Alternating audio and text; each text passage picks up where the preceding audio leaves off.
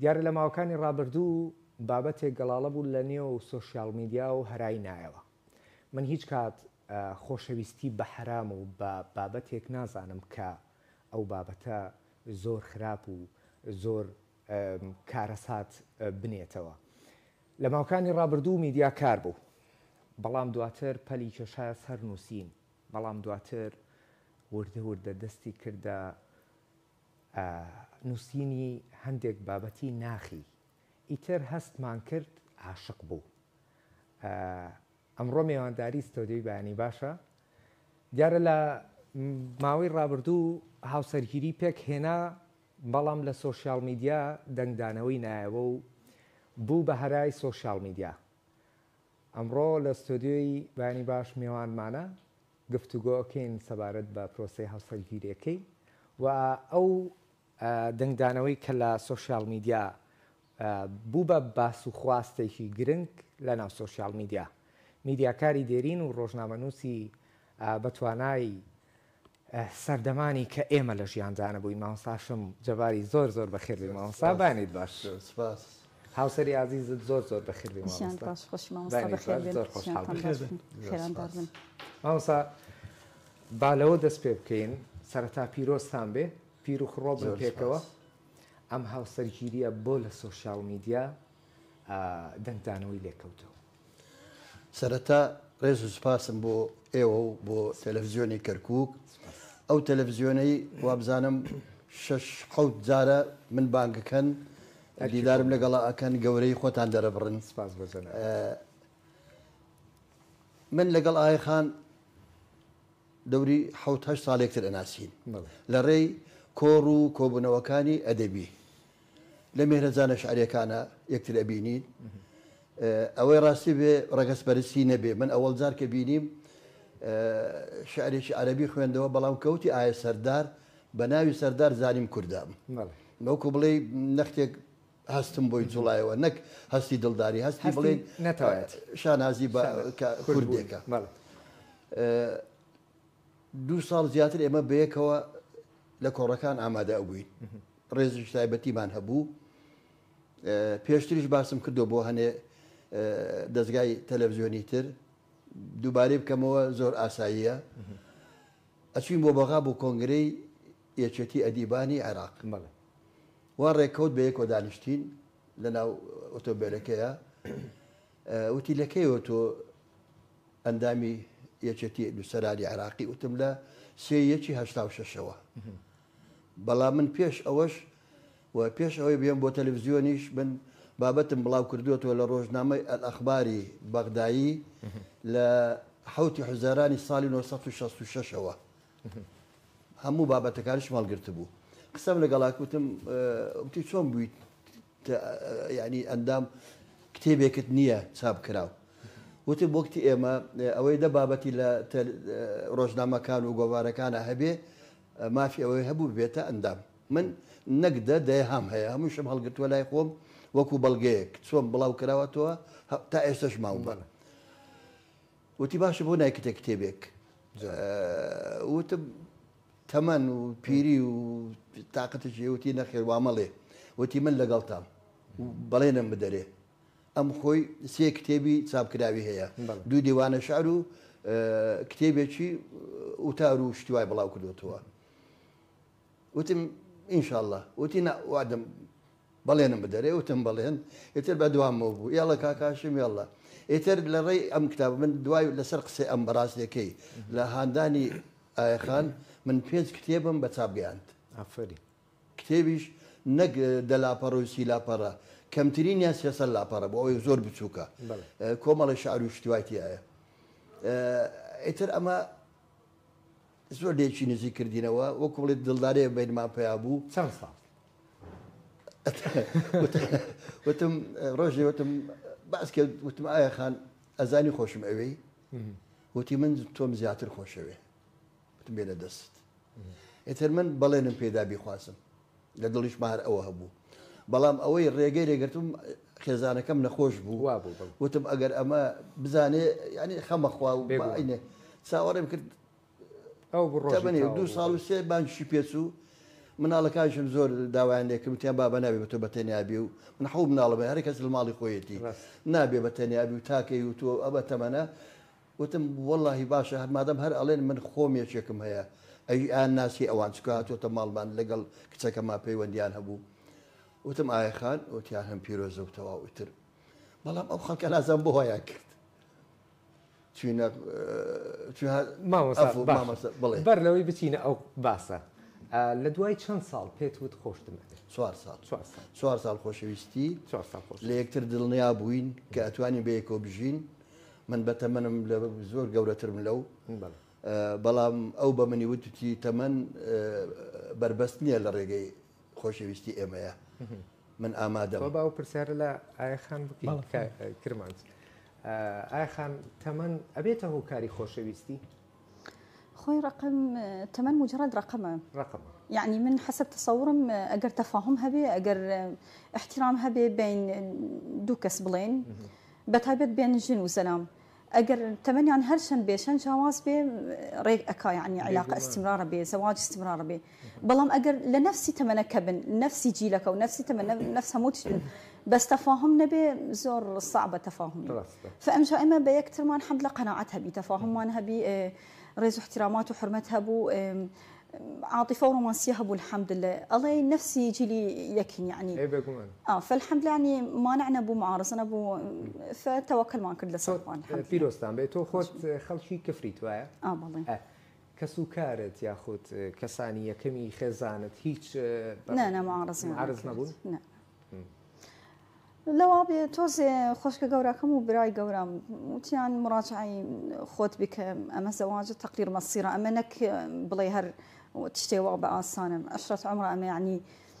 خوت تأكيد بك الأقراري خوت وتم من أم قراره هلا جاراني لبيرمو قالك ما بيكم وخوم تحموني مصري خومكم فوتان هذا هو قرتو يعني رازيتو خوت موافقي اما تدخل لكن ابد يعني خوش كان برا كان كزواج كليان كتدخل لكن هل يك بقناعتي خوي الحمد لله فرمو نا فيم خوش برسيارت هذه ما مصهاشم كاتك مروف لباركي خويا خدمتك وميجوجي بنجيجي يلد بيغمان ببي كاتيش ازادكاني قدغابت بەڕێزت خزمەتێکی زۆرت کردووە لە ڕابردووە و جێپەنجەت بە تایبەتی لە مێژووی ڕۆژنامەگەری و هەروە میدیای کوردیا بەجێ هێشتووە هەز ناکەی کاتێک کە پرۆسێکی بەم شێوە ئەنجامەدە یاخود لە داهاتوودا کاری گەورە بکەیت کۆمەڵگە زیاتر چاوی لەسەر ئەو کەسانەیە کە خزمەتیان کردو و جێپەنجیان بەجێ هێشتووە و دەنگدانەوەکەیش لەو ڕوانگەوە بووە من تەوەقعەوەمە کرد بێگومان ینی بەڵام لەبەر ئەوەی ئەگەر من میدیاکار نەبووایەم ئەگەر نەناسرابوایم کەس بە خەیاڵی نەها کابرایەک سەرمانجێک لەمەوبەر بە تەمەن گەورە بوو بەڵام کچێکی زۆر لە خۆی بچووتری هێنا بەڵام کەی سێم ڕۆژی پرسێژنەکەی پرسێژنەکەی سێم ڕۆژ تەوا بوو 4 ڕۆژ ژنی هێنا کەسیش باسی یعنی کەس باسی نەکرد باشە من بۆ یا ئەم ئەگە شاعرە نەبووە کەس باسی نەکرد بەڵام تۆ بڵێ من ئەو هەموو ساڵە لە ڕاگەیاندن و خەڵک بینین و پەیوەندی پتەوم لەگەڵ گەورە بچووکە بیری ئەوەم نەکرد بێت تۆ بڵێ من خۆم بینکەم ینی فەشەل بمەوە نەخێر من لە خۆم ئەبینم لە خۆم ڕادیت ئەم هەڵوێستەم ناو تەواو پەشیمان نیم وە زۆرشم پێی خۆشەوە تەوەقعمەکە زۆر شتی خراپتر لەسەر بنووسرێ بەڵام ڕێزم بۆ ئەو کەسانە ئەوە ڕێی خۆیانە قەیچێکە من ڕێزی ڕێی هەموو کەسێک ئەگرم لە پلس 4 دیقایان لەگەڵا کردم زیاتر لە 1500 کۆمنتم بۆ هاتووە هەمووی پیرۆزبایم لێکرد وا بزانم 15 دانەیەک ئەویش قسەی ناشرین ناکە ئەڵێ بەسەمە بۆ پارەشووی بەتوو کردووە من پارەم نییە بەخوا بەخوا هیچم نییە لە دیدارەکە شوتم یەک خانوویەکەم هەیە ئەم سیارێکی هینم هەیە کە یای 2012 تێگەیشتی خەڵکی تر بێ شەرمەکە سواری بێ وەڵام من ئەوەم هەیە بەڵام ئەم ئایخان ئەم قسەم لەگەڵا کرد وتم ئایخەم هیچ بنێوتی بزانە نە خانووی تۆم ئەوێ نە سیارەی تۆم ئەوێ نە زێڕم ئەوێ نە عقاراتی تۆم ئەوێ هەد بێیانت بێ تەنیا تۆم ئەوێ سپاسی یەکەم ینی ئەمە 4 ساڵی خۆشویستنەکە ئەتوانین بڵێن بینایەک باڵەخانەیە کە دروستکەی ئەساسێکی زۆر بتەوی بۆ دروستەکەی بۆیە ئەویش دوای ئەو 4 ساڵە کە خۆشویستنێکی پاکی بێبەرژەوەندی دروست کرد لە پێناو ئەوەی کە بگات بە ژیانێک لە پێناو جەنابەت. مامەسا ئەم خۆی ئەندازیاری تەیرانە ئەندازاری فڕۆکەوانیە و مانجی 12 لێکۆڵینەوە ماجستێری هەیە یعنی ئەمش پێگەیشتووە تێگەیشتووە ئەزانێت چیەکات کە بڕیاریدا شوو بە من بکات ئەمیش هەموو حساباتێکی خۆی کردووە کە ئەتوانی بە یەکەوە بژین فمن سپاس یەکەم چاوی ماچەکەم بەم تەمەنە ئاخر خێناکە من ئەوە چەند ساڵە مەسەلەن خێزارەکەم ئەمریخوای کردووە و خوا لە گوناهی خۆش بێ هەرچەندە گوناهیشی نیە لەبەر ئەوەی ئافرەتەکەم مەسیحی بوو بۆ من بۆ ئیسلام زۆر متەدەین زۆر ڕێک و پێک من تەنانەت بە ئایەخانش ئەزانێ من تەنانەت زوو ویستم ئافرەتێک بێنم هێشتا گەنج بوو ئەو وتم ئەمەل خان ئەمەوێ ناوی ئەمەل بوو دایک هەڵۆ یەکێکم داناوە بیهێنم ئەزانی چی وت وتی من دین و کەس و کار و هەموو پێشکەش بە تۆ کرد ئێستا بە چاوم دێت تۆژم بێنی بەیانی خۆم دەم لەگەڵ تا مۆرەکەم بەس تۆ بەختەوەربە ئەمە وای لێکردم ستۆپ بکەم لەوێ ئەوەم تەرک کرد ئیتر ئێستا کە نەماوە و ئێمنش بە تەنیام و ئەمشم خۆشەوێ ئەمیش منی خۆشەوێ بە یەک ڕازین بۆ دانیشم. بەڵێ ئایا خان بە ئەو پرسیارە بکەین بەڕێستان لە ڕابردوودا دوو کتێبی شاعریتان هەیە وایە؟ زۆر جار لەناو شاعرانی کووردا هەمیشە کاتێک کە شعرە نووسرێ کاک محەممەد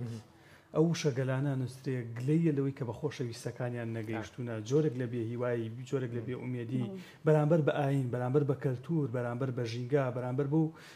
کەسانی کە ئەبنە ڕێگر لە نێوەند خۆشەویستەکانێنە پێت وایە تۆ بەڕاستی ئیتر کاتێوە هاتووە لە شعرەکاندا گلەی نەکەی لە خۆشەویستی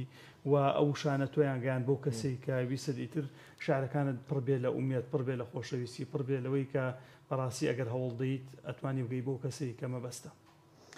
مامۆستای بەڕێز وەڵام من نووسیم زۆر سەر مامۆستام یعنی ناوی بە فەسیحینە نووسیم بەسانی خۆی مەبەستی قەسیدەکە بۆ ئەبوو هەڵۆ بوو بس هندێک قەسیدەوە جارجار بێمان سوء تفاهم ئەیبی فبعربي الله هجاءناكم هجاءنا بس هندك مصطلحات وأنا نسم يعني توسي هنا مستفزة فجاري نسيم قصيدة كوا لفيسبوك بالله وكرد أبو هالود واي أو قلي كرد بس قلي كرد بهمين شوار أبيات شعرية محترم بوم ناردي جواب دا بواتساب بوم ناردي وتي أما جواب بو أو قصيدة وابلا وتكرديته أما جوابك بس زور يعني بقود بي أم جاد واي أو ده هذا ظلمنا هاد نسم تشتي يعني ناخذ في بو ومستا يعني خوي نك زور ناخذ في بلام شيء واستفزازي بو من دختك عنادم هني زورش عنادم عنادك نسيبي خذنا نسي عنادك نسي عنادك باشا لو 4 ساڵی کە نێوانی ئێوە ئیتر کۆمەڵی خۆشەویستی تێدا دروست بوو خۆشەویستی لە دایک بوو کاتێک کە دانیشتی چەند ئەبیاتێکی شعرت نووسی ئیلهامەکان جوانتر دروست نەئەبوون هەستی جوانتری تیان نەبوون طبعا جوانتر ئەبوو جارجار خۆم لە دەوام جارجار وە دانیشتیمە لە هەموو کاتێک يعني هەندێک ئەوقات بۆم ئیلهام ئەتێ لا على البال لا على الخاطر جارجار ميوان لا إيمانه ورأسا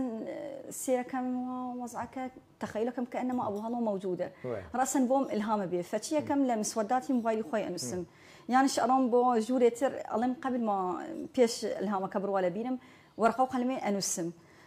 فالحمد لله أكيد يعني شعر أقل حالتي حبي عشق به تنشيط به تفكيري تنشيط به إلهامي حالتك كان بو درست بكا شعر زورتين كأجر خوي هربة تنها بالسنقلبي فأبو هلو الحمد لله إنسانة مرتبة محترمة همو كسيك فيه شانازي أكا فخرك يعني ناس بكن لقلب قصب كان فكيف أجر يكي مناسبة بكا يكي زواج لقلب بكا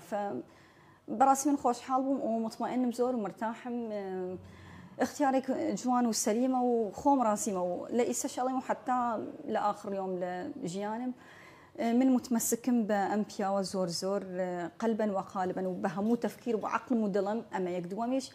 من متنازلم لهمو تشتك أو هبي مال بالسيارة بي هرش بي منال شنبي لأبو هلا خوم منال كان مش تنازل كين لمال بوشن كومن كروجي جرك بي أبو هلا جرك بي إنك مال سيارة منازم شلون جرك نبي إما الحمد لله وشكر خوم مال باوكم هيمانة والأخوان بالذات بيخومش أصلا ما مصاف يعني باوانا لين بوني مصلحة إما هيش مصلحة نبونا موضوع تو بيست تنها ب شخصي خوي بو نكو بمال وثروة وسعادة دم خوش أكيد يعني عشقكو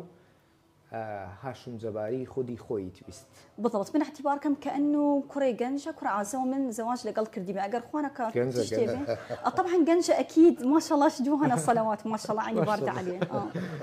كان بركردي لهمونا واحي أما أهم تشتكى زلام أقر شاوي شن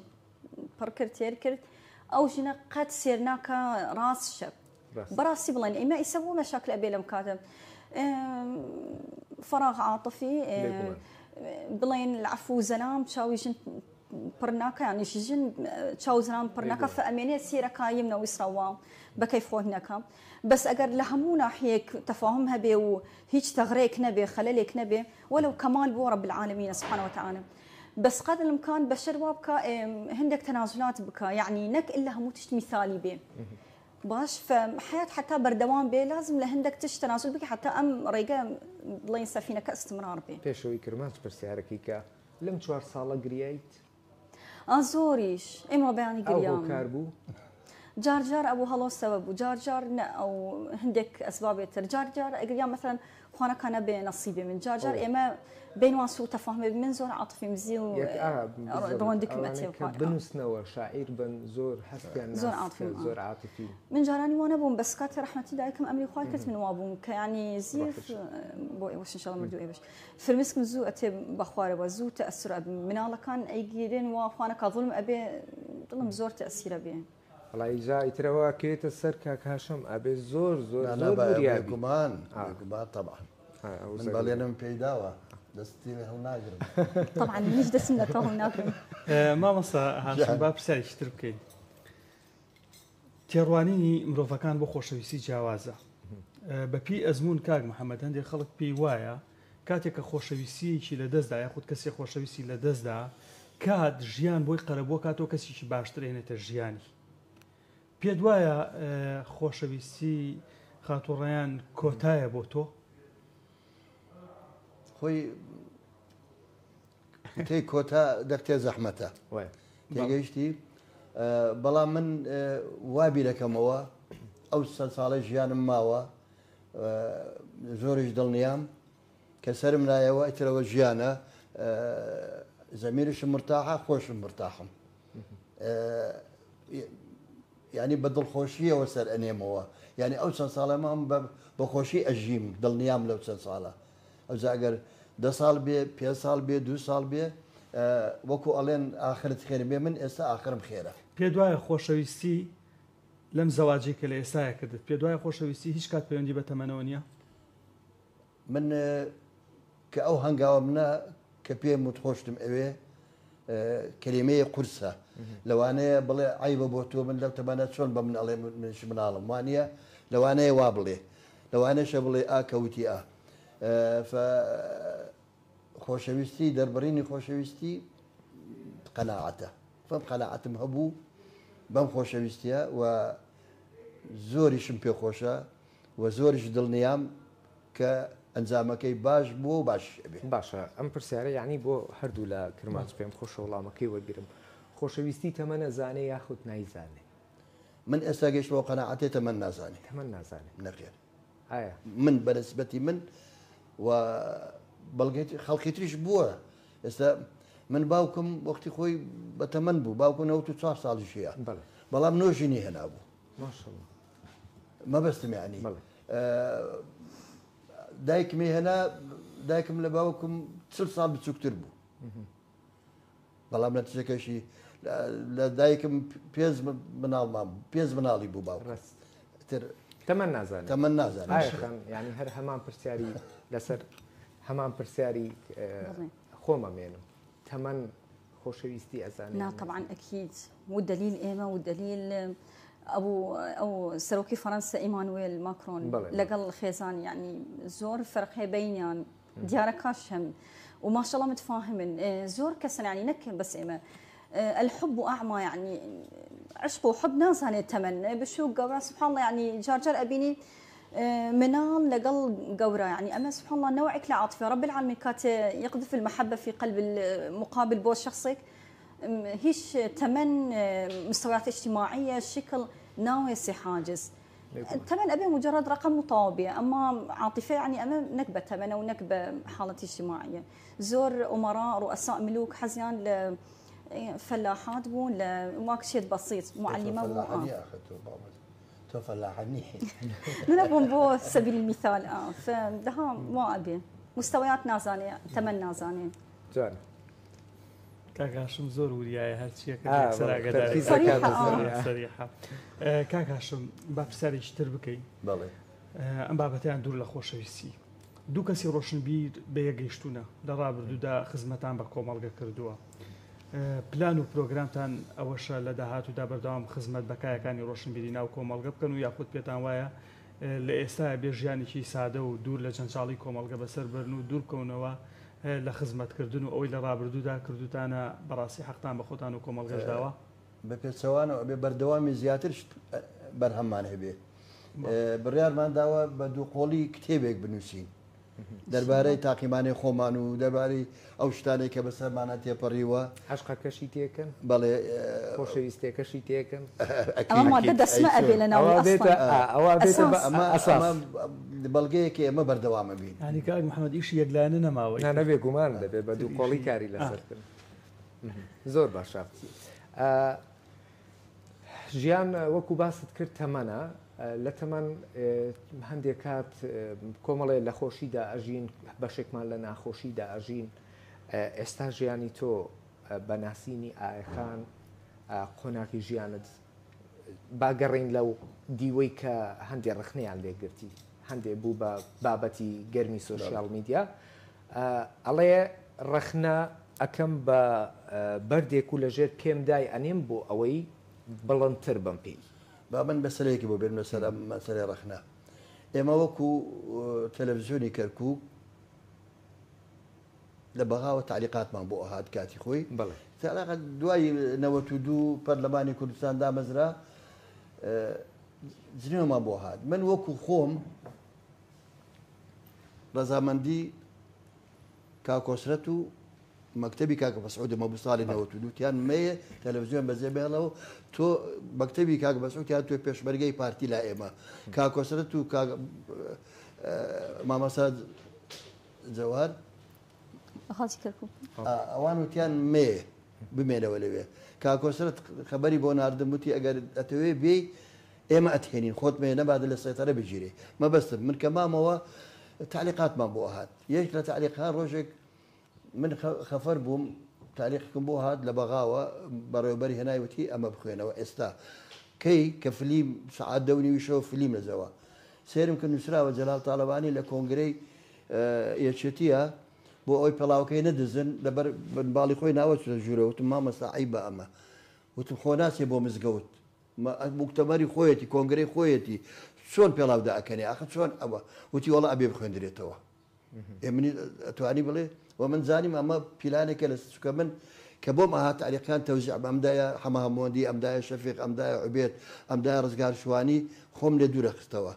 هەستیان پێکرد بوو ناسار خوێنمەوە پێمەوە دیار و مامزەرە لە بەڕەحمە لە ماڵەوە بینی بووی لە مەکتەبی خۆی لەگەڵ شێخ تارق هەبوو تارقمان پێ ئەوت ئەوە لە ماڵی من لە ڕژێمی باسی گۆڕ بە گۆڕ کە وەختێ لە زەلالی بەیەکەوە بووین وتیەوە چای ماسەکەم ئەخ مامزەلال پەیدی من زۆر بوو گەزیەتی کە ئەچمە مەکتەب سیاسی و کوڕە جوانەکەمانە بزانین چی پێەیە من ئەوها بووم لەگەڵیە مامزەلال وتبی مام تاریخ خەبەری بۆ بنێ بڵێ مامە چاوت ماچەکە بۆ خۆی تێکداوە من بەجێری حیزب بەعەز گەورە بم بەخسم بەڕەخنای ناشرین تۆ گەورە ئەبی نابی ئەوە وەڵامەکە دەست خۆش ئەگەر ئێمە پرسیارێکمان بیرچوو بێ ئەگەر بتێ پەیامێک بگێنن وەکو کۆتا پەیامی خۆتان کات بۆ ئێوەیە گەر بتێ شتێک ئاڕاستی ئەو خەڵکە بکەی کە پرسیاربان نییە بەڵام سپاسانەکەی زارێکی تر کە بۆ ئەو خەڵکی ئەگەر گلەییان هەیە یا ئەگەر ڕخنەیشیان هەیە بزانن ئێمە بە قەنەعەتەوەمان کردووە بە ناساری نەبووە وشەرعیش ڕێدا لەوانەیە هەندێک حاڵت بە ناساری بوو دەقێ بە ناساری نەبووە بەو پەڕی قەنەعەت و بەو پەڕی خۆشەویستی ئەمەمان کردووە هەردووکمان فلەبەر ئەوانەی ڕخنە ئەگرن حەقی خۆیانە و چاویان باسکە ڕێزیان ئەگرم مشکلێ بازی نوێشم پێ بدەن ئەوە نەمەیەتر ئایەخانیش خۆی نفسی قسەکانی ئەبوو هەڵۆ بنیشاڵێم کە ئینشاءڵڵا ڕۆژەکان و ئیثباتەکە ژیانمان بە پێکەوە خۆشتر ئەبێ و بەشکەم ئێمە بین بادیرات خێر بۆ هەندێکتر وە گەرەکان ئەم خۆتوە بکەن بەڵام ناتوانن لە مجتمع يعني شەرمەکەن ئەترسن فتەمەەن مشکلە نییە ئەهم شيء أساس احترام وحب نك حب دواجه احترام لا احترام فوق الحب يعني احترام يكم دواجه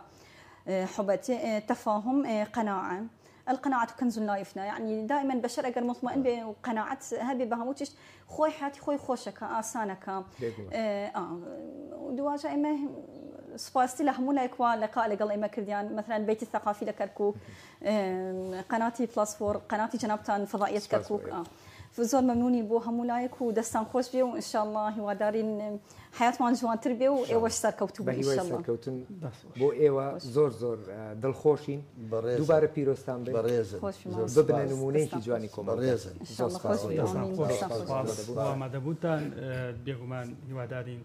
تەواوی ئەو کەسانی کە تاکوێسە بە خۆشەویستەکانیان نەگەیشتونە وەکار ئاسانیان بۆ بکرێ و بتوانن بە خۆشەویستەکانیان بگەن و وە کۆمەڵگەش هەمیشە هاوکارە من وەکو تەواوی ئەدی بوون و سەر و کەساتێ جوانەکانی ناو کۆمەڵگەی جیهان نووسیوانە لە دوای خۆشەویستی دایک ئەو خۆشەویستیە کە بە کەسە ئازیزەکانت دەکەیت و کە لە دڵتایە بە خۆشەویستی دایکیش دیارێکی خودداییە بۆ مرۆڤەکان هیوای تەندروست پەیامی ڕازگۆیی و وەفا و خۆشەویستی ببێتە بنەمای پێکەوە ژیانمان. کاک هاشم و ئایەخانی خێزانی بوون بە نمونەیەکی زۆر جوان بۆ کۆمەڵگا ناڵێم یەک پەیام کۆمەڵی پەیامیان نرد لە پرۆسەی خۆشەویستەکەیان و هاوسەرگیرێکەشیان پەیامەکان زۆر ڕوونە با فێر نەمیرن لە دوورەوە بەرد بە هاوێشین ڕەخنە لە یەکتری بگرین